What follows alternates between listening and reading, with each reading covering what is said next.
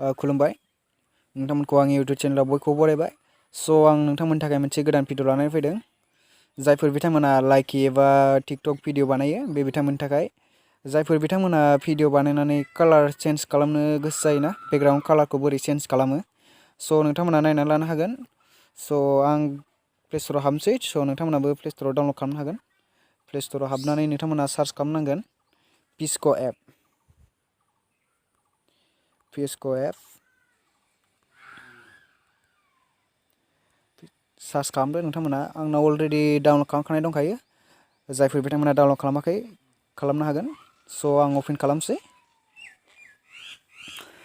अपेन खालामनाय लोगो लोगोनो बिदि नुगोन। नोंथांमोना स्टुडिअ'आव हाबनांगोन। स्टुडिअ'आव हाबनानै नैबे प्लास अपसन दंना, बे प्लास अपसनाव हाबदो।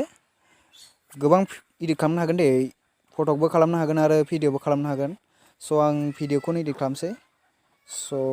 आं बेखौ लानोसै। ओमफ्राय बे गाहायनि इडिट अपसन दंना, बे इडिट भिडिअ थुदो। इडिट भिडिअ सरि गाइस, साउन्ड जादों। नोंथांमोना बेयाव गोबां कालार चेन्ज खालामनो हागोन। ब्राइटनेस दं, मेरला दं। आं ब्राइटनेसखौ एसे बारायनोसै। ओमफ्राय स्ट्रेसन दं, स्ट्रेसनखौबो एसे बारायनोसै। ओमफ्राय बेकग्राउन्डखौ बोरै कालार चेन्ज खालामगोन नोंथांमोना नायदो।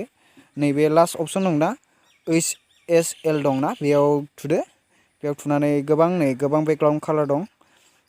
आं दा नोंथांमोना गावसिनि गोसो बायदि लानो हागोन कालारखौ। आं दा नैबे ग्रिन कालारखौ लानोसै। बेखौ बारायबाय। मोखाङाव एसे गोजा नुदोंना, बे मोखां एसे गोजा नुनायखौ नैबे गेजेरनि एजआ बेखौ एसे खमायदो, अब्लानो जाबाय।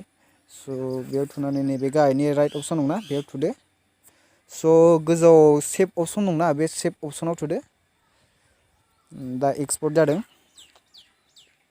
जायफोर बिथांमोना आंनि चेनेलाव गोदान, बे बिथांमोना अननानै साबस्क्राइब खालामदो आरो लोगोसे बेल आइकनखौबो थुनानै होदो, जाहाथे आंनि गोदान भिडिअखौ नोंथांमोना नुयो।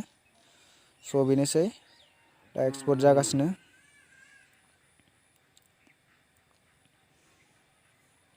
एक्सपर्ट जाबाय।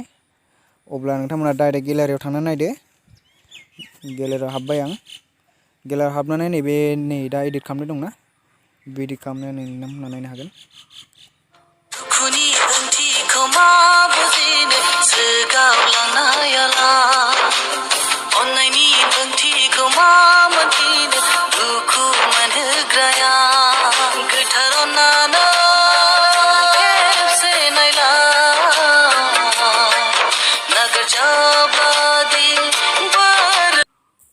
नोंथांमोना नुखाबाय जानांगौ। जायफोर बिथांमोना मिथियामोन बिथांमोना डाउनलड खालामना लानो हागोन। बेनोसै, गोदान भिडिअआव लोगो मोनगोन। बाय बाय।